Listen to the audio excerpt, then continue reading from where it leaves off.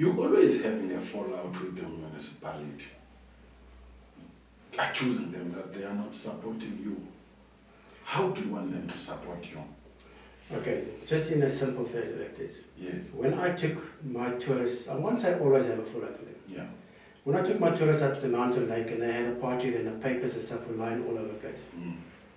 It hurt me terribly. I can never take my tourists back there again. Those guys said, guys, sorry, we want them to come back here. We do have BNBs in Matatiele. Plenty. Plenty of them. Plenty of them. Are they busy? I don't know. I don't know. Business is not like it used to be. Yeah. I think it's more than 40 B&Bs in Matatiele. Yeah. And there are certain B&Bs that government likes to promote. Yes. I don't know why. Instead of the municipality using all of us, they will use one or two only. Okay. And which is unfair. They should be supporting everybody. Yeah.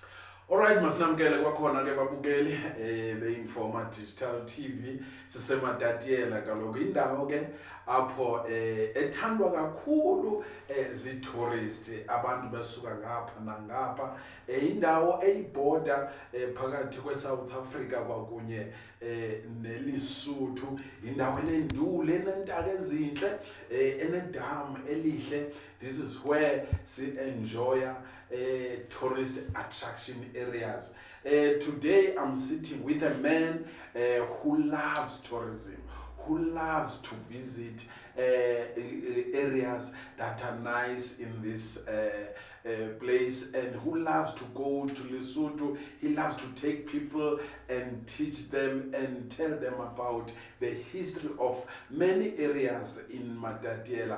That is none other than Philip Rawlins. Sir, welcome. Thank you, Daddy. Yeah, at last, after a long time, you are in our studio. Yeah, okay. Mr. Rawlins, one of the things that I've said in my introduction is that you love tourism. I have a passion for tourism. You have a passion for tourism. I have a passion for tourism. Okay. Because tourism is a very important part of the economy which can create jobs for the people who have not got jobs. So that's why I've got a passion for tourism. The more tourists that we attract to the area, the more jobs we can create. Okay. But you did not start here. You did not just come and love tourism. You started back, I don't know, 1950s or... But where were you born? I was born in 1961 okay.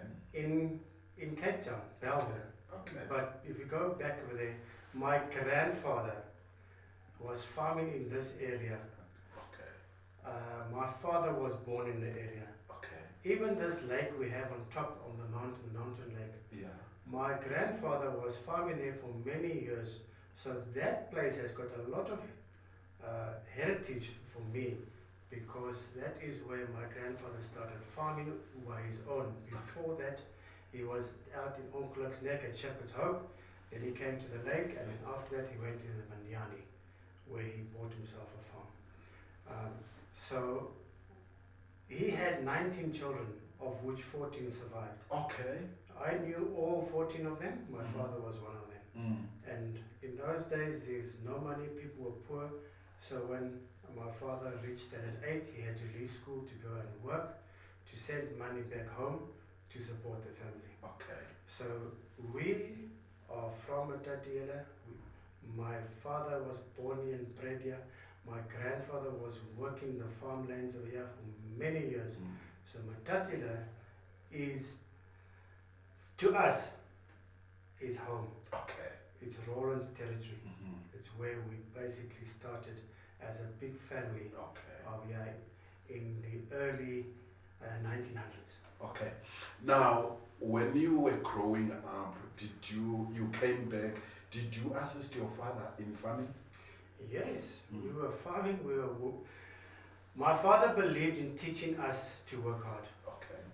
So in those days we're also very poor. You get up early in the morning, 4 o'clock, even in the winter time, when it's dark and cold, the frost is lying on the floor, you're walking barefoot, you're going to fetch the cows to come and milk them, you're going to feed the pigs, you're going to do all your chores, you're going to separate the milk from the cream, you're doing all your chores before you start cleaning yourself up to go to school. And you would walk to the bus stop and catch the bus, go to school. After school you get back with the bus, back into the lands of chores. Okay. So when you talk about hard work, I can teach you a little bit about it. We grew up working hard. Every single day. Okay. We grew up. As a matter of fact, when I went to the military in 1981, I thought the military was on holiday.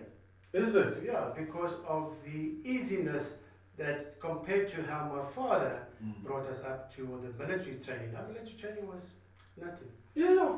Now, you're talking about poor family. Yes. How do you describe poor in as compared as today? Or because a black person would say, my father was working in the kitchens, in the gardens, my mother was working in the kitchen, he would come and maybe after a month, and we did not have the kettle, we did not have food and stuff like that. According to you, how do you describe a poor? Okay, so when I describe poor, Yeah. we were never afforded the luxuries of the other people in our own age group and our own race group. Okay. We never had bicycles to ride. Okay. We never had toys to play with. We never had shoes to wear on our feet. We walked barefoot. We did have shoes to go to school and to church, but we were not allowed to. When we came back from school, those shoes would come off. We didn't have excess clothing. We never ever wore branded clothing. That is something, and even today, I don't believe in branded clothing. Okay. Because it's expensive. But my mother always made sure there was food on the table. Okay. She would bake bread. Wouldn't buy bread, she would bake bread. Okay. She would sit on that stove, the old cold stoves with the wood, and make food and make hot water. We never had electricity. The hot water was made on the stove to take in a big pot to take to your bath. So you got cleaned up with that. So we never had the luxuries that are so-called basic necessities of people today. Okay. People today don't really know. There are people who are poor, I 100% agree with it.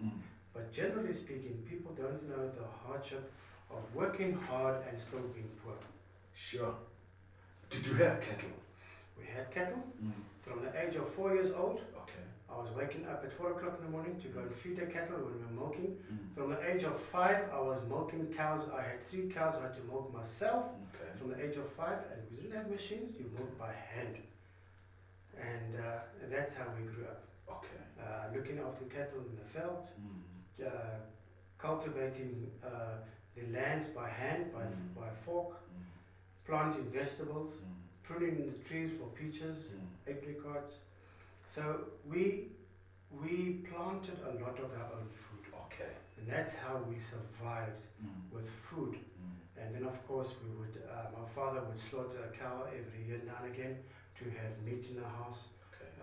And with a cow would slaughter a pig that you can make different type of meats. So yeah, we basically grew our own food Okay. to survive. Did you, as you were growing up, did you guys work with black people in your farm? Yes, we did. Yes, we did. Okay. The black people were also black people. You must remember in those years, I'm talking about the 1960s, 1970s. Yes. There wasn't much money around, Okay. and the black people were also very poor. Okay.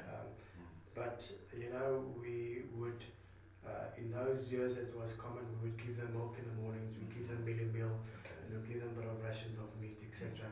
And they would also get remunerations, Yes. but it wasn't a lot in those Okay. days. Yeah. but at least there was food. Okay. Okay. People were- Something as as we read history and understand history, we know about apartheid and stuff like that. Were you guys taught that a black person is inferior than you? I don't think we were taught that. We Okay. never taught it because as children we would grow up playing with the fellow age black people, Okay. running around, throwing stones, Mm. uh, Doing whatever that is whatever. done by boys. You go to the river, you pick a nice stick and you put the clay on it and you throw each other with clays and make Okay. walls and stuff like that. Mm. So yeah, there was a lot of interaction Okay. with us. But tonight when you go home, they go to their house and you go to your Yes. house. Mm. But as a child, you just grew up. We were not taught to hate them. No. Okay. All right. Then you grew up and you went to the military. Was it compulsory? Okay, yes. Okay. Before we go to the military, we grew up. We came back to Matatiele in the 19. My father moved back to Matatiele in 1973, Yes. and we were also working hard on the farm, Yeah. which he In bought. Vinyana there. No, not in Minyani. We were here in Matatiele Oh, area. okay. Okay. And and then we really didn't have time for sport at school because we went back and we had to work in the land. Mm. Then I matriculated in 1980. Okay. 1981, because of the apartheid years, all white men had to go to the military. Okay. So I went to the military, we did basics. I eventually did an officer's course. I became a major at the age of 24. Mm. And I didn't want to go further. It was just too much of the knowledge. It was almost like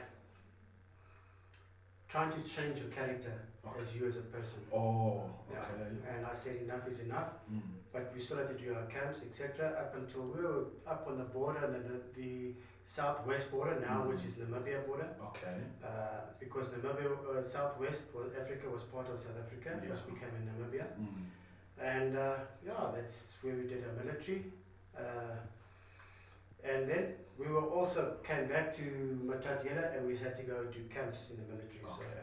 So we had go. So were you involved in the fights there with the terrorists in the border, especially in the borders? Yes, we were involved over there, but I wasn't there too long. I was there for 3 months. Okay. No, actually for 1 month. Mm. But most of my second year of military, I was training Zulu boys Okay. in Matuba 121 Battalion. Is it? I was training them how to drive vehicles, how to use firearms. So I was schooled in a lot of firearm usages, Mm. and even today in Service Street, I am a fully qualified Mm. firearm Okay. expert. Oh. So. Were you training them and you say, hey, when you shoot a black person, shoot like this, or it was a formal thing? No, your basics is not teaching people to go and shoot people. Okay. Your basics is you teach a person to act on commands, Mm-hmm. because when you're coming out of Service Street, you don't know, you get afraid whatever. So you teach them in military style. Okay. So in other words, to act and to respect command from a high authority, Okay. and how to conduct yourself in combat on the different maneuvers for your and your fellow people's protection, Okay. and also in the use of firearms and explosives. Okay. Oh, that was nice. Philip, have you ever killed a person? Me? Yeah. No, I've never killed a person. Is it? No, Even when you were in the army, never killed a person. you have never killed a person. So can you describe yourself as a person who is not a racist? You know, people can look at you and say you're racist because of this, but it's very difficult, especially today as a white person. Yes. You cannot express yourself as you want to Okay. sometimes, because you are told it's only because you're white you're talking like this. Okay. Okay. So people will see this perspective, they will see that you're racist because you want to put certain rules and regulations for people down. You say, it's because I'm black, and Okay. it's because you're white, and then they perceive you to be a racist. and which is a complete wrong thing. I went to visit my daughter in France, Yes. and there you got all races over there, and I never felt this black-white thing. Okay. Never felt it. Never felt, yeah, it's because you're black you must sit there, or because you're white you think. There was never like something like that. You stand in a line, everybody respects everybody. There's no pushing and shoving and animosity towards each other. That is what we should do in South Africa. Okay. We get there, but we are far away from that because we as white people also feel very pushed out by the blacks. Where you stand in the line at the supermarket or whatever, ever, you know. So when you want to go report things at the police station, they treat you differently, and you feel that you can't be a proper citizen of South Africa because you're white at the moment. At the moment. So that's how a lot of us are feeling. You can't express your feelings. You can't. At the end of the day, when I want to go home on a Saturday, I want to have a braai. I want to invite my friends, and yes, most of my friends are white, and people will perceive that to be racist. Okay. But when you have a braai, you invite your people who are there. Black. Why are you not regarded as racist? Inviting you. Why are you not regarded as racist, but I would be if I had? You see, so those type of things, we've got a far way to go. We should look at the people as who we are, and not judge a person on certain things. If I want to have a braai and invite my friends and family, and there's no black people, sometimes there will be black people, but there's no black people say, yeah, you see, that's a apartheid, a gathering and party, which is not. It's not. The idea is not there. Okay.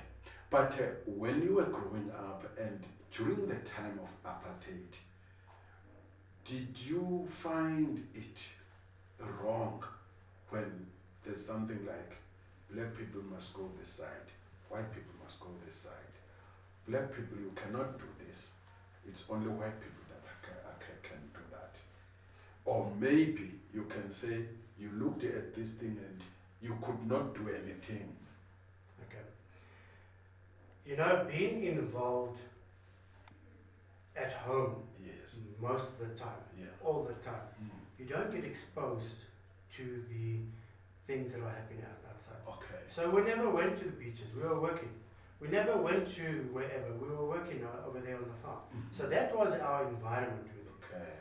My father came here in 1973, he took over modern butchery. And in those days there was a wall for black people one side and white people one side. Black people must go on one side, white people must go on the side. My father's initiative, he took the wall out and he says, no, this is wrong. Because he's got Christian principles and it's wrong.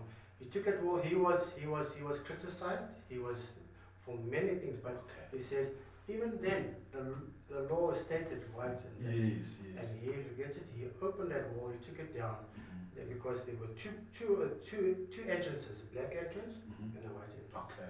He took that wall down. The customers is a customer. Okay. All right, let's live that life now. You grow up and you enter in this life of tourism, leisure business. How did it start? How did it start? I bought one of the cheapest houses in town that was on the market at that stage, and it was a double-story house across the road from Heinz Toyota. It had many rooms, and it lended itself to open itself up to a guest house. So in the year 2000, and because my wife can cook well, we decided to open 2 rooms, as just because there was no accommodation. It was very little accommodation in Matatiele. So we opened the 2 rooms, and then it just grew from there. It grew steadily to, we went up to about 33 rooms. Because we bought the property where we are at the moment. From the church wanted it. We took a loan from the church, and we paid it off, and slowly we built the guest house. Then COVID struck, and it hit us very bad. We weren't allowed to do business for 6 months, so I had to sell my house to save the business. So in the year 2000, we started Rest Haven Guest House with 2 rooms. Today we're back to 30 rooms, and we try. You're saying to me you borrowed money from the church? Okay, so the property was the church, was the NK Church. Oh, okay. And they gave me a loan to buy the place. Oh, okay. All So I right. didn't borrow money from them. They said, okay, this is the amount you pay, and you're paying the interest on this every month, up until you can start paying off. You didn't go to the bank and... No, the bank would never give you money because I wasn't credit worthy. A white person not credit worthy? There's a lot of us who haven't got money. Huh? The perception out there is that every white person has got a lot of money. That's wrong. It's a wrong perception. We are struggling just as much as other people struggling. We are trying to pay our taxes, we are trying to pay our rates, we are trying to pay our electricities, our waters. We are struggling also. We don't just get money out of our suitcase from the backyard. We haven't got money. So when I wanted to do something, the banks didn't want to give me money. Okay. So I got money from family help. Okay. They saw my passion and my willingness, and I still owe a lot of money, which I'm starting to pay that. Okay. So we are not, the perception out there is white people have a lot of money. No. Okay. I'm one of 11 children. I'm 7th born. And my father worked very hard. Yeah. We worked very hard all his years. Yeah. Right up until he died, he was working every single day. And we just carry on, try and carry on. But the one thing he taught us is to work hard.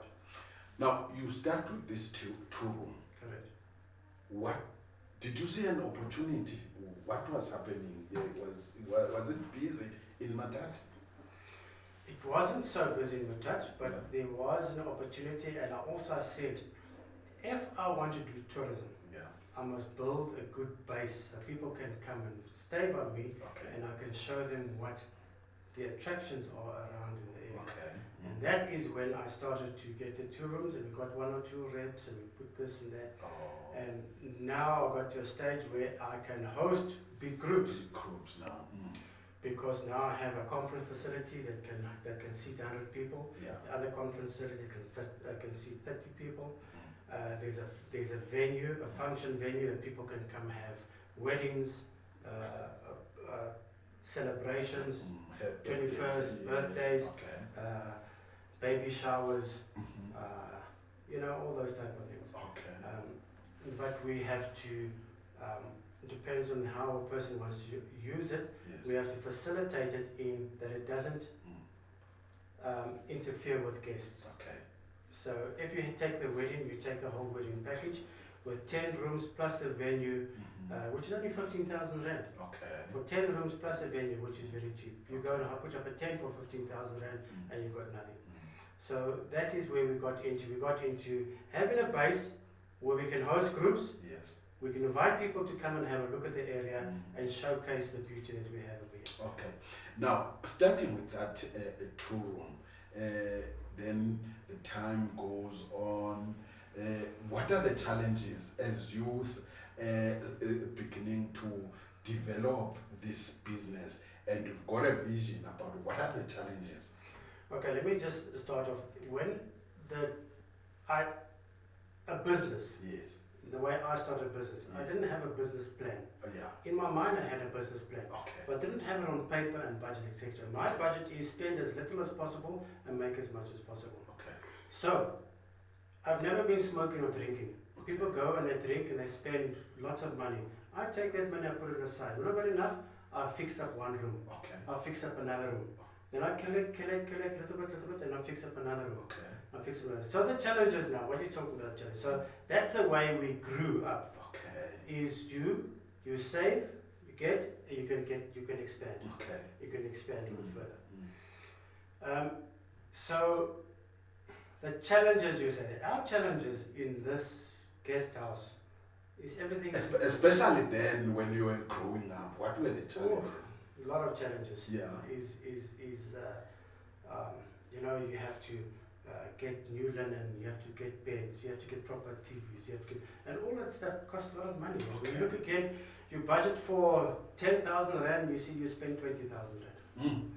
So the challenges is lack of funds. Okay. Lack of funds and the institutions' unwillingness to support you and to give you loans. We found it very, very challenging. Okay. But you come out of that.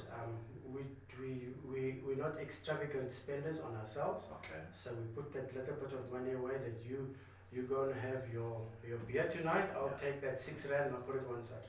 Okay.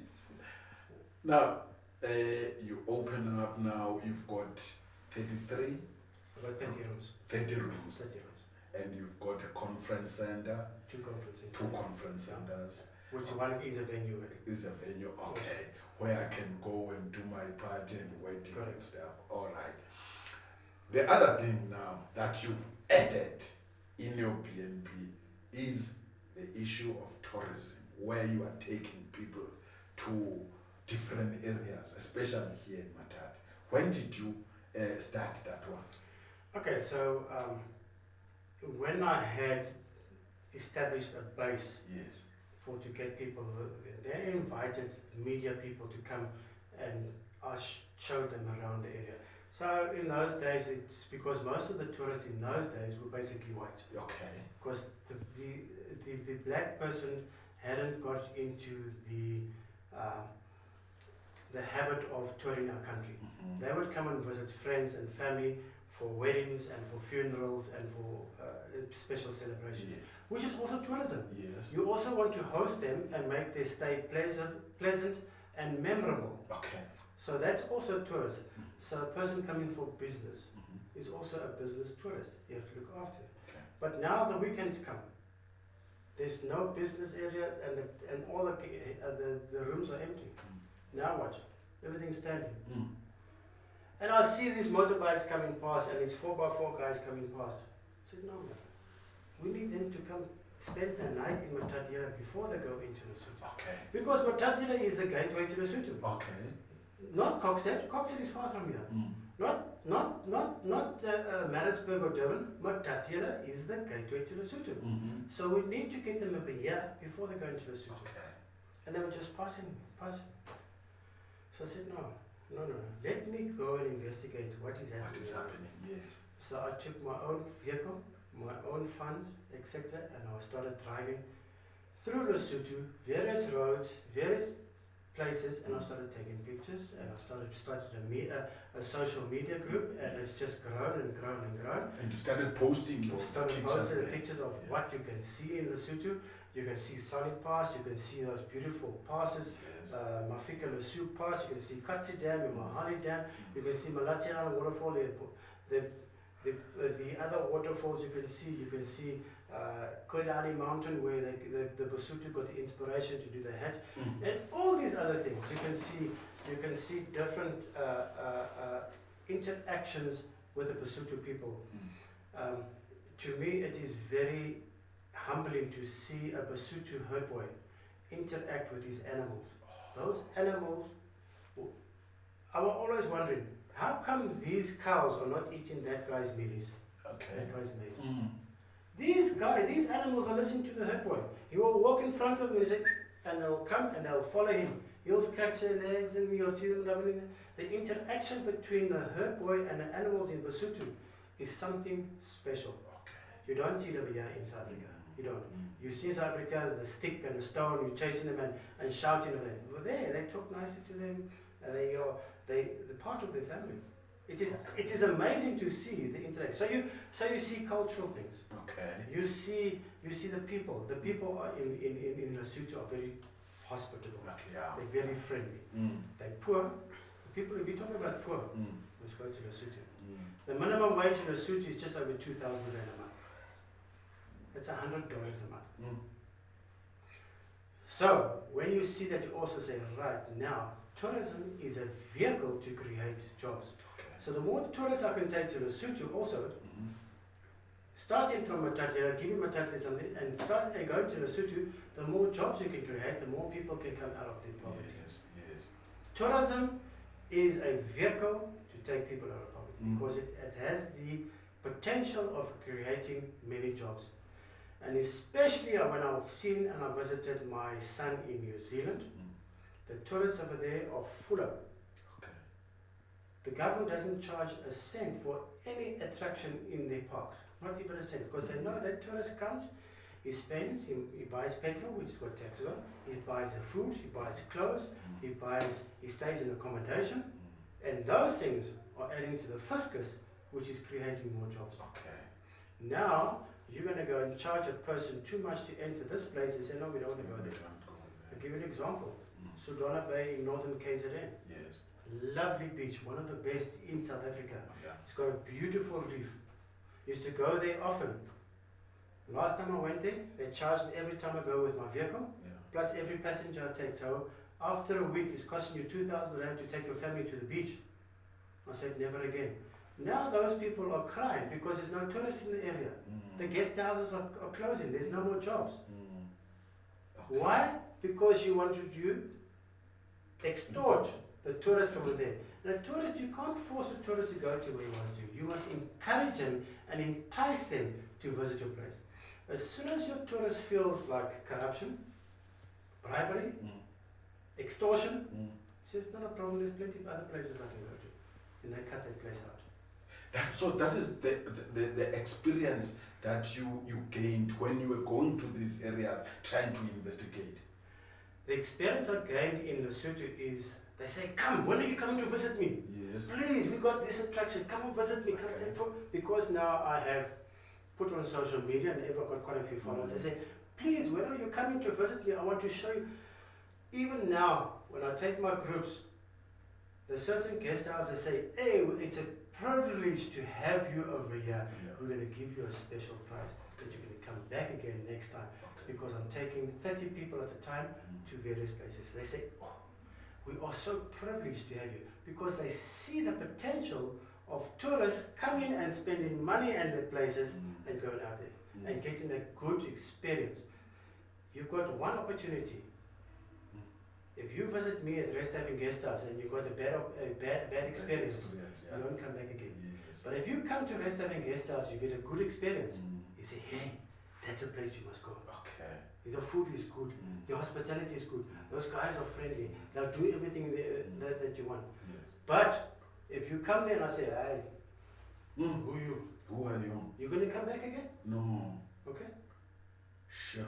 So that is where you have to build a business. Business, you always have to be humble.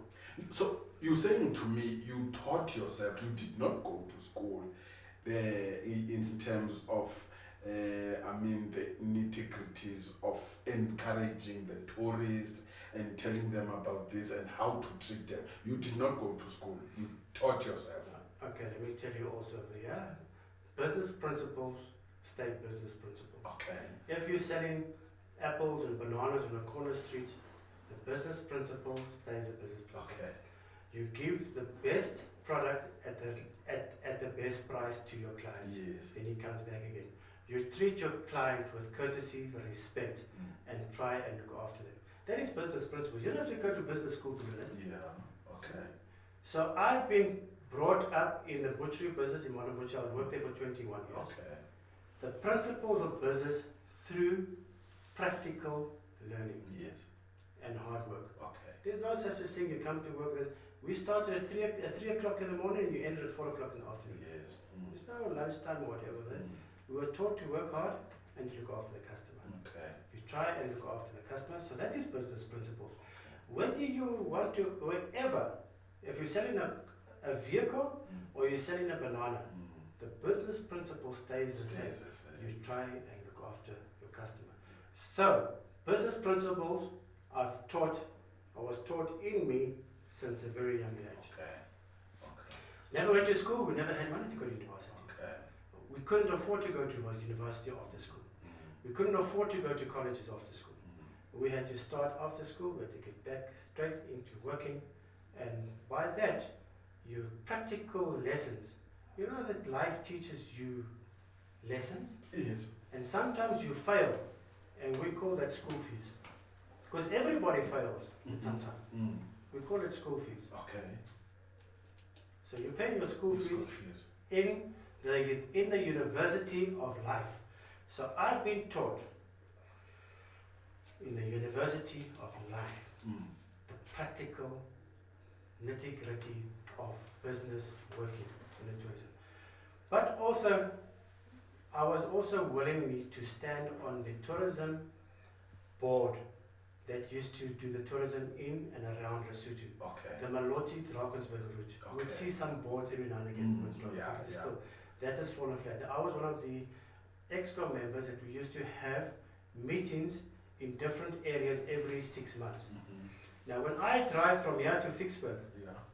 I don't drive the road I normally do. I drive the road for a meeting. I drive the road which I haven't been and find tourist attractions on that road to be able to show my later on the tourists that this area is over there. Oh, I see. So wherever I drive, I take put it. in extra time to do these other off-roads or other little places.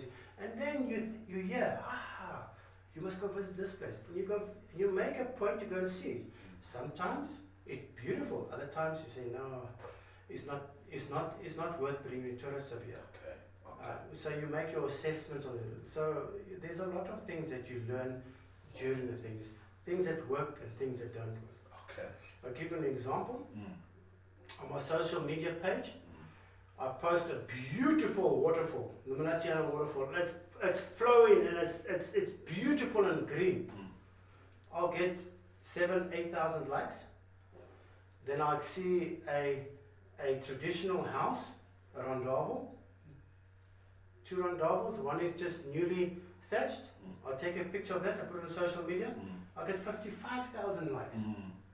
So you see what's appealing to you doesn't appeal to me. To me, yes. So so by life experiences, you see where the interests of people are. Okay. But with the same saying is, you can't throw this guy away because he doesn't like that. You can't throw that guy away because he doesn't like this. You try and treat everybody the same and try and encourage everybody to see the beauty. So when I'm driving in Lesotho, I'm in contact with my clients on because it's self-drive. Yes. It's self-drive. In contact with the radio, I tell them a bit of the tradition of the because Basotos like talking in flags. Oh, okay. I tell them what different color flags are standing for. I tell them where the economy is, what is the economy. I tell them a few problems. Every country has its problems. I tell them about a few things, and then we go to specific cultural areas. Yes. Where we have a local tour guide, and he will take us through and will tell us about it. I know all those things, but you help support local to encourage people, but they also they get the knowledge from the tour guide and to say this is what happened here 200 years ago, etc. etc. This year it is 200 years since King Moshesh moved from Butha to Thabo Boshu. Thabo Boshu is a mountain near just south of Maseru. He was never ever defeated on that mountain. Okay. Never ever defeated. Tell me about the first guests or the first group that you've taken around and to Lesotho. When was it? Okay, so because I wasn't a qualified tour guide, I encouraged 4x4 touring groups to come visit me. Yes. I said, I will go with your guide and I will show them the places. So the very first one that we organized was through Maloti Drakensberg route, tourism group. Okay. I was because of my passion of tourism, there was a guy that was also the chairperson of this, and we decided between the two of us, I said, let me go and show you the few things I know in Lesotho. Yes. So I took my vehicle and I showed him a few things, and I said, listen, why don't we get a media group together and we go and showcase Lesotho to them. Or Maloti Drakensberg route. So Matatiele, Underberg, Vicksburg, Clarence, but you can't, it takes too long. So we made it 5 days. Okay. So we went to VW, Volkswagen, and said, listen, we put a plan on the table. We flew up to Joburg, put a plan on the table, and said, listen, this is what we want to do. We want to showcase what we have. We're looking for some 4x4 vehicles. Are you willing to join us? To join us and to put this thing together. Yes. Now VW had vehicles which they were using all over the place. They said, you have got 15 vehicles if you want to. Okay. We invited the media groups around. They came, we started at Rest Haven Guest House. We went up on Kulak's Neck, we went to Samong Kong, we did a nice trip in Lesotho. Okay. So that was the very first one. Okay. So we organized and I said, this thing can work. Then I invited, and then because it became into the magazines, Yes. people were more interested in me. Like say, and they started contacting rest having guest houses and whatever. And then I was invited 4x4 groups like Benjan 4x4. So I would get in the vehicle with them, and I'd be the co-guide and Okay. show them various places. Mm. Then these clients say, when this guy who's guiding us, he knows nothing about Lesotho, why don't you start your own thing? Okay. So I said, no, I don't really want to go into opposition to my clients. Yes. But eventually my clients were pushing me. You must go that route. Okay. And I'm slowly but surely getting that route. Mm. So this year is the first year I've got 4 big groups Okay. going into Lesotho, starting from next week Monday. Next week Monday. Wow. So if you want to, you can come film us coming out of Rest Having Guest House. Yeah. The vehicle's coming out Okay. next week Monday at 8 o'clock, 7:30 we'll be departing Okay. from Rest Having Guest House from the 18th of March. March. And then thereafter in April, I've got another 2 big groups, Yeah. 15 vehicles, Okay. and we will be leading and guiding them through the city. Now let's talk about Matatiele. Yes, good job. Matatiele. what people can expect in Matatiele? How is Matatiele in as far as tourism is concerned? Matatiele is the first place I started with tourism. Yes. And my first stop was the Mountain Lake. Okay. It's such a beautiful place. Yes. Because it's got heritage for me. Yeah. It's such a beautiful place. Different times of the year, it's got different beauty, different scenery, Okay. different birds, life, different plant life. Okay. Mariazell Mission, Mm. a fantastic tourist attraction. Beautiful. Mm.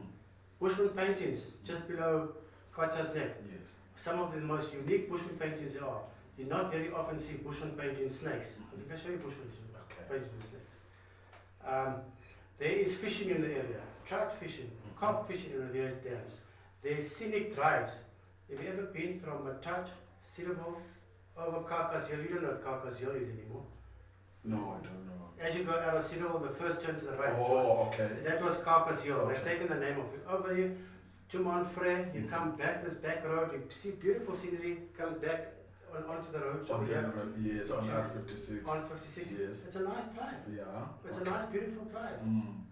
People don't use it often. Okay. Why? Because the roads are deteriorating. You're getting animosity from people coming when you're driving past. Mm. And so tourists are just saying, no, we don't want to do that. Okay. All right. We would rather go to places where we felt welcome. Okay.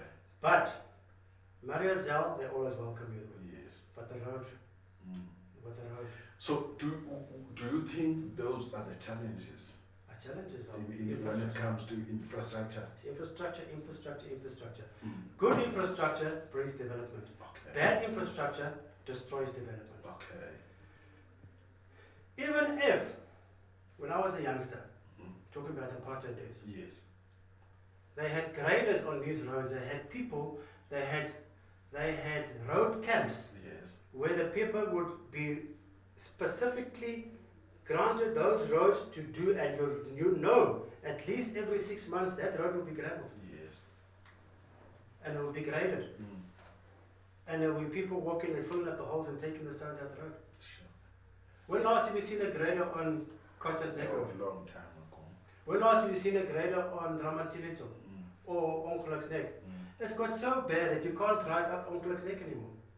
It was one of the most premier 4x4 routes that we used to use. We can't use it anymore. Mm. You can't drive up Ongeluk's Neck anymore. Okay. It's too bad. There's trees in the road, there's big holes and dongas. It is the only heritage route that we have in Matatiele. Mm. And people don't know it. I know it. Okay. It's a heritage route of Adam Cock, who came from Philip Rawlins down Ongeluk's Neck. And that's why it's called Ongeluk's Neck. Okay. Because with his party, and the wagons fell over and killed somebody, and that's why it's called Ongeluk, which means accident, Mm-hmm. Ongeluk's Neck. Okay. Coming down, settled Matatiele, and further he went settled there. Mm. That river running past Ongeluk's Neck is called Mabele Yes. River. Why? Mm. When the ox wagons overturned, the sorghum fell there. The sorghum is Mabele. Oh, okay. And it was growing there next river, and it was called Mabele. Mm-hmm. The Mabele River. Mm. Because of that very incident. There's heritage over there which we are ignoring. We Sure. are ignoring. That is a premier premium 4x4 route to go into Lesotho. Are you saying to me now, tourists have lost interest because of these challenges that we're talking about? Look, you close the one door, Yeah. you force another door open. Okay. You close this door, you force it open. We will make a way to get tourists. I will make a way to get tourists to Matatiele Okay. and take them into Lesotho and bring them back to Matatiele. Okay. Have you been on the road to Swartberg lately? Yes. Have you seen that road? That is what we showcase to our people and say, listen, this is what Matatiele stands for. Bad infrastructure. Mm. But we'll bring our guys, and then you just talk them nicely, you prepare them for that stuff. Okay. But if that road becomes impossible, we'll have to close our tourism business down. Because now we can't take our 4x4 guys anymore. Because of infrastructure, of bad infrastructure. Do you think we're losing money? Plenty! Not just a little bit, a lot. People will now drive north of Lesotho, they're coming through here. Okay. This was an alternative route. Now we have got the N2, it's closed. Yes. We have got the R56, it's closed. Certain areas, there's detours around. Those are our, when you talk about you as a living person, you've got a heart and you've got arteries. The main arteries which are keeping you alive. Yes. Now you're cutting one artery off, you get a heart attack, you fall down, you die. Yeah. Yeah. It's the same thing in our infrastructure. You cut that artery, you're killing something. Something. Yes. You're killing, if you kill the infrastructure, you kill business. It's not just tourism is suffering. It's not just tourism suffering. This road to Kwacha's Neck, those guys used to come down here, they're going via Maseru now, Okay. or Tela Bridge. Although they were supposed to come here and spend some money when they are here. They're going Tela Bridge now. Or there's a beautiful tar road from Kwacha's right through to Maseru. Beautiful tar road all the way to Tela Bridge. Okay. You know that Kwacha's Neck is the only commercial border in around Lesotho which is not tarred. Okay. All your other commercial borders are tarred, except Matatiele, Kwacha's. Yeah, ne? Okay. But they are promising. Yes. Sunrail has now taken over. They're promising. But at least I say, guys, just put a grader on the road. Yeah. Just put a grader. Don't worry about the tenders. They will come out. Just put a grader on the road. Okay. And you see how many people are on that road? Yes. Staying on that road. Our own local people belonging to Matatiele, they have to drive that road to come to work or to buy their groceries Yeah. every single day. Sure. Don't you feel sorry for those guys? We've got some beautiful attraction over there, Mafube Mission. Yes. You've been to Mafube? Yes. I'll show you. You showed. I'll show you Yes. those places. Yes. Who showed you all these places, Matad? It's you. It's you who took me to these places. And I opened your eyes. Yes, you opened my eyes because I didn't know that there are beautiful places here in Matatiele. You opened my eyes. I even found a throne for you up in the mountains. In the mountains there. I was sitting like a king. Now, the government, where do you think the government must assist in order for this sector to move swiftly and to see the wheels, that oiled wheels moving nicely? How do you think the government must help? Number one is infrastructure. Yes. Good infrastructure brings business. Yes. I don't care what people say. You say, yeah, but you're spending millions on the road. You're forgetting. You're getting that millions, not on the road, with business or paying extra taxes in the area because there's more business. Okay. Infrastructure, telecommunications. You know our telecommunications in Matatiele. Yeah. Sometimes the whole day is gone. It's gone, yeah. You want to come and stay in Matatiele, you can't get through Yeah. to Rest Haven Guest House. Yeah. You drive through, you go stay somewhere else. Communications. In the 2024, we still have communication breakdowns. It's unacceptable. Yeah. You don't have that in other parts of the world. You need to get communications up and running 100% and fast, efficient, So people can do bookings or can contact places for various things. Yeah. Right. Electricity. You come to Rest Haven Guest House, you got no electricity, you can't have hot water to shower. You say, no. Water. You know the days we have in Matatiele, we got no water. Yeah. No water. You come in, you drive in the car the whole day, you come stay at Rest Haven Guest House. I say, sorry, you There's can't no shower. water, You can't shower. What do you need to do? Mm. You're not going to come back. Yeah. You don't look at the government who's supposed to be supported. You look at me as a case. So our biggest main challenges are all government related. Okay. Right. I've made a plan. I make my own water. I make my own electricity. But I can't make my own roads. My communications, I can't make my own communications. So we still rely on government to provide services that they are paid to do, which they don't do. Give you an example. In the tourist industry, because I'm in the tourist industry, you want to take people across border in your minibus taxi to showcase them. Yes. Those permits take 2, 3, 4 years to come through. The government is making the laws. The private sector is trying to obey them, but they're the ones who are making the laws who can't come to the party and give you a permit on time. You heard what they said yesterday. 2 to 3 years backlog. Now how can you operate business like that? You can't. You can't operate business. And if you're not according to the law, they lock you up. But they are on the shortcoming side.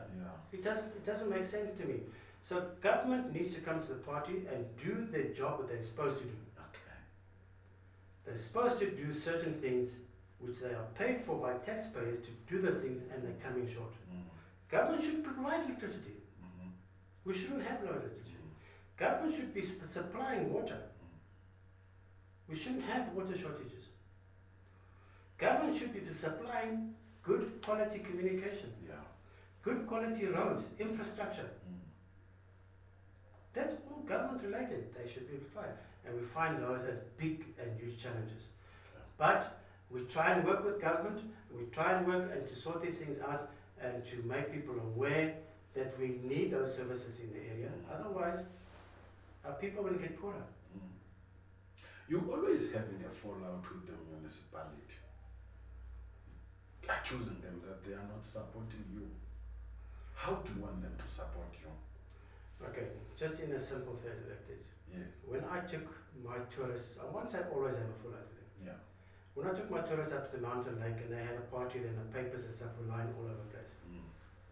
It hurt me terribly. I can never take my tourists back there again. Those guys said, guys, sorry, we don't want to come back there. That affects me. It affects my staff who are working for me, and it affects the potential new people that I can employ, because those people don't want to come back because of it. And then they come back and they deny when the photos are there. How can you sit around a table when you show people, we all make mistakes, but we all have to acknowledge mistakes, say, listen, how can we work together to prevent these mistakes? Then it's fine. But it seems to me the municipality are arrogant. They don't take advice to say, listen, yeah, you're coming short. Let's try and work together. And I'm sorry, I cannot support a municipality who takes 25 people to Indaba to do what? We're spending a lot of taxpayers' money at Indaba to do what? Where you should be selling packages to your potential people to come to Matatiele. Now we're taking 20 people there who's going there. No, we're going for meetings. They're talking nonsense. They're not going for meetings. They're going for parties. Because I've been there. I refuse to go to those tourism in Davos and with the municipality, because I do not want to be part and parcel and endorsing what they are doing there, because I feel it's wrong. We should be spending that money in our own people, in looking after water, looking after infrastructure, etc. It is important for us to go showcase Matatiele at these various things.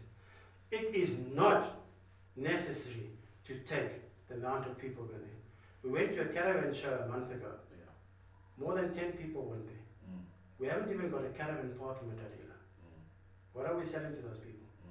98% of the people go to there are wanting to go and camp. What are we showcasing in Matatiele? We've got a caravan park up there. Will you going to go stay there? Oh, on your way to Area C. Will you go stay there? Have you been to that caravan park? No. It's not secure, it's not decent, etc. You want to have a place where people want to tour and be on holiday to have a nice place. Okay. I'm not saying there is a caravan park, but it's not up to standard Okay. for our tourists who are touring Matatiele. Mm. But we sent 10 people. What was that bill? Could we have spent it wisely somewhere else by getting media involved in showcasing Matatiele? Taking that 500,000 rand they spent over there, put it into social media, digital media, print media. We are sitting with a brochure that is more than 10 years old that we take into these places. We haven't invested in tourism. We've invested in going to shows. We haven't invested in when a person walks around and say, wow, I want to come visit Matat.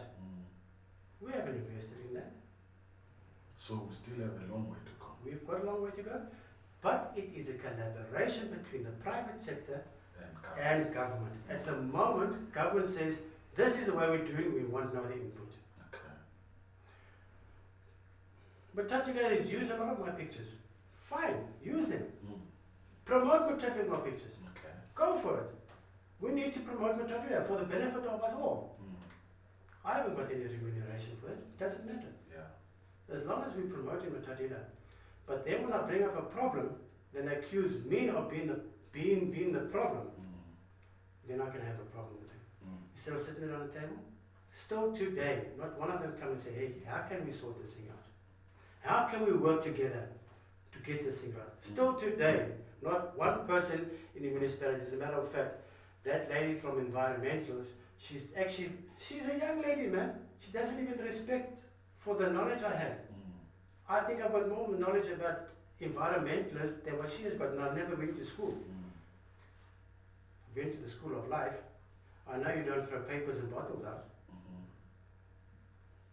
But how can we work she together? said, even your community went there and they left the place dirty. Then we should pull that community up. You'll never see me with my tourists throw any paper or bottle around. Okay. You'll never see me doing that. There are people in the white community who will throw paper. Yeah. That person who throws a bottle and a paper outside of their vehicle and on the ground just shows me what type of character they are. I'll tell you a person's character by the way they treat the environment. Yeah. If you've got no respect for the environment, you've got no respect for yourself. So what you're telling me, if you're littering and throwing things around, that is your character. And we should change people's mindsets from very young age to look after the environment, to recycle these things, whatever. Because if we look after the planet's going to look after us. If we abuse the planet is going to abuse us by all these lightning, water, rain, fire, whatever. So we have to look after, and we can sit around the table and we can discuss. Because you, Mr. Andila, have not got all the answers. I, as Philip Rawlins, haven't got all the answers. But together we can make a difference if we put our heads together. Now, we do have BNBs in Matat. Plenty. Plenty of them. Plenty of them. Are they busy? I don't know. I don't know. Business is not like it used to be. Yeah. I think it's more than 40 B&Bs in Matatiele. Yeah. And there are certain B&Bs that government likes to promote. Yes. I don't know why. Instead of a municipality using all of us, they will use one or two only. Okay. And which is unfair. They should be supporting everybody. Yeah. Because if you are only supporting me as a B&B in town, you're unfair. Yeah. There's a lot of B&Bs in town. You can showcase everybody in town. So, We need to support each other and collaborate with each other, and not only, look, of course I want your business. Yeah. Of course I want you to stay with me and so that. But if you as the government institution are only using me, it's unfair. It's unfair. It's unfair. Do you guys sit as BNP owners here? Do you have an organization? There is an organization. They have like a WhatsApp group, etc. But we don't have meetings. When I was a chairperson of the R56 tourism, we used to have meetings, etc. But then, of course, it was a bit of an uncomfortable thing because I was a white person, etc., etc. We haven't sorted those things out yet. Now they call me to a meeting like yesterday, which was very politicized. I feel very uncomfortable going to a tourism meeting, which is very politicized. I feel uncomfortable. Yeah. So if you do it 2, 3, 4 times, you're going to cut me out completely. Yes. We used to have meetings with municipality. Get them, it's no, we've got the date for the municipality. You get there, no, Mr. Ndaba can't come, he's got another, but the dates were set. But when they set the date, you must be there. And when you're there, then they postpone it. There's just not working together. Okay.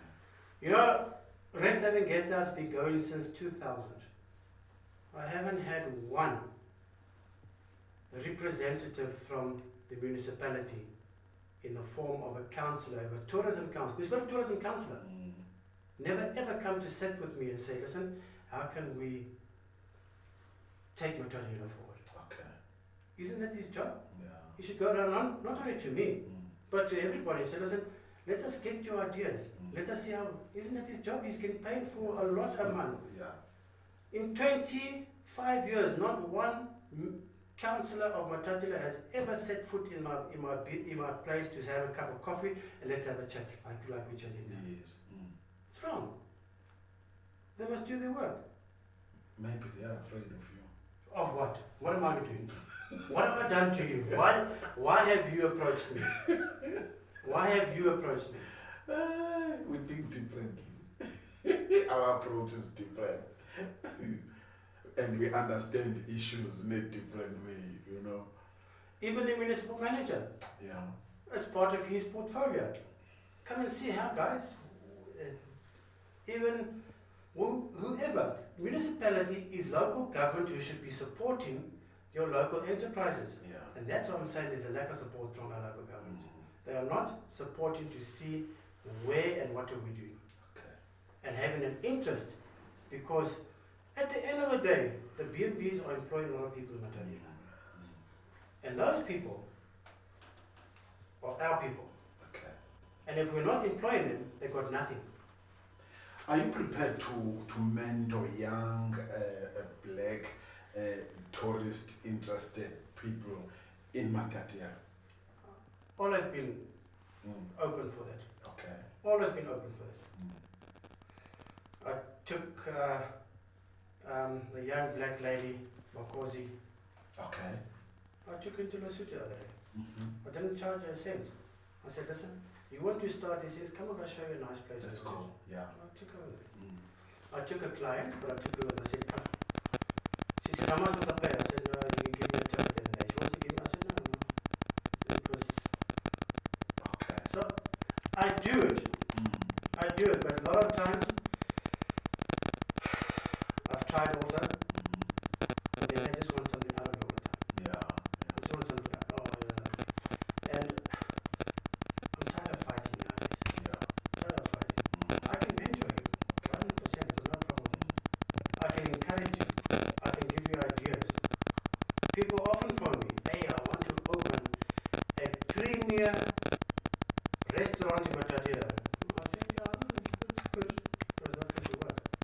Oh, why not? It's going to work. I said, because most of your people at 4 or 5 o'clock, they go out of Matatiele. Yeah. And the business people, when they finish at 5 o'clock, they go home, they're too tired. Yeah. Matatiele hasn't got that amount of feet. If you're going to open a restaurant that is open on a Friday night or Saturday night only, you might make it. Yes. But you can't have all those expenses but only open for 2 nights. It's not going to work.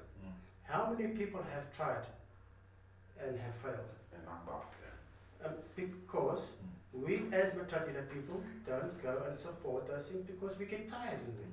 And the weekends we want to go somewhere else, etc. But if you have a sit-down restaurant, it might work. Okay. But I don't think it's going to work in Matatiele because most people go out at 5 o'clock. What is the future now in as far as you, your BNB, and the business of tourism? My passion will always be tourism. Yeah. I'll always try and encourage people to come visit Matatiele. Okay. I'll always try and find new people to come to Matatiele. People who've never been to Matatiele, I'll try to get them over here. And if I can get a person from Cape Town to come visit Matatiele, to take to Lesotho, when he goes back to Cape Town, he can tell 10 people, say, hey, when you go this way, go to Matatiele. Okay. I'll always be that. And our future is, if our infrastructure is good, we're going to get much more business. Okay. If our infrastructure is full up, from here to Lesotho, to all this R56 that they're busy with at the moment, infrastructure is good, there's only a bright future for tourism in Matatiele if we got our infrastructure right. And infrastructure, I'm talking about water, lights, communication, roads. Okay. There's something, let me not forget this, about the red meat. I want you to tell me. Okay. Matatiele has always been known as natural red meat. Okay. They made a mistake. They said organic meat. You don't have organic meat in Matatiele. Okay. When you talk about organic, you don't use any fertilizers, you don't use any pesticides, you don't use any injections. Okay. We talk about natural red meat. Mm-hmm. That means our animals do not stand in feedlots to be fed. Like most of the meat that is bought in the cities are fed in feedlots. Our animals are roaming on the grasslands with phosphorus, salt, supplements to get them, and they get fat on our grass. Matatiele has got very sweet grass in the summertime, you know that? Very good for animals, and that, the taste of that goes into the meat. And the naturalness of that meat, it makes Matatiele as one of your best red meat producers in the country because of various factors. Okay. And that is one of the factors. We don't have one feedlot in Matatiele. We don't have feedlots. Okay. They come from the farm to the abattoir, to the butcher, to your plate. Okay. Do we sell it enough? No. We should have a Chisa Nyama red meat festival in Matatiele, which we don't have. Okay. We don't have it. We don't have it. We don't have it. That can incorporate everybody. Okay. Lesotho has become one of the biggest braai festivals in southern Africa from nothing. Why? Why? Because of the willingness to participate and collaborate with government and various departments. Okay. And to get them. Okay, it's mainly black people who go to Matatiele Braai Festival. You're not going to see white people there. Okay. But it's encouraging to see black people from Swaziland, Namibia, Botswana, Gauteng, Cape Town, all over the country, coming to enjoy a weekend in Lesotho. Never have I ever seen people fighting there. Never, ever, ever. Never have I ever heard of people stealing somebody else's things over there. This last year it was full. I had to close the gates. It was full. No items were stolen. Okay.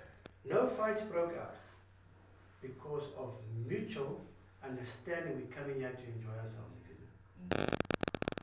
How can we encourage local people to be tourists?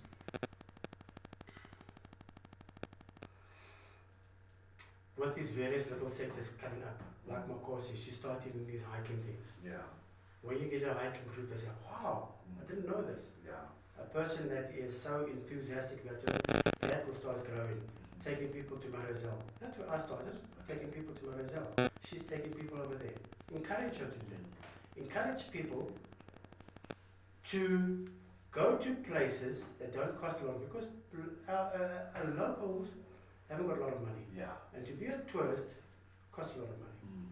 But we can start organizing trips to the Matatiele Festival, the Kruger National Park, Durban, the beachfront.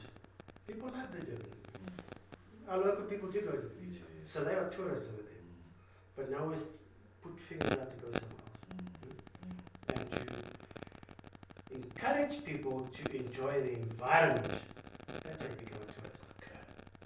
But the tourist is not just environmental tourist or a nature tourist. We're looking at business tourists, leisure tourists, family tourists. So when you go visit your family in Gauteng for a function, you're going to book in a B&B. You're a tourist, you go there because you're spending money there. A tourist is anybody who's coming from outside and spending money there. It's no use me organizing a local bride that only local people come here. That's not tourism. Because they're not spending money here. We want to entice people from Durban, Cape Town, Joburg, Pretoria, Bloemfontein to come to Matatiele, because when they come in here, they need to stay over. That's a tourist. A local person organizing a local get-together bride for local people. It's not tourism, it's a get-together, which is also important. But it's a get-together. That's not tourism. Tourism is bringing somebody from somewhere else to come spend money here to grow the economy. Wow. Mr. Rawlins, thank you very much for that. It's a pleasure. Mbuke, nguye lo, for the first time in our podcast, we've got a white person. Sinomlungu bafethu. Talking about tourism. So khawusimamelele ke mbukele, and then nguwe ke ozothatha decision into kokubana ufunde ntoni na kule podcast, kule episode yanamhlanje. Siyacela ke mbukele into kokuba khawusupporte ke ngoba usubscribe, ulike, ushare, download this episode, and then you listen to it and be able to learn more about tourism and learn more about Matatiele as a town in the Eastern Cape in South Africa. Thank you very much.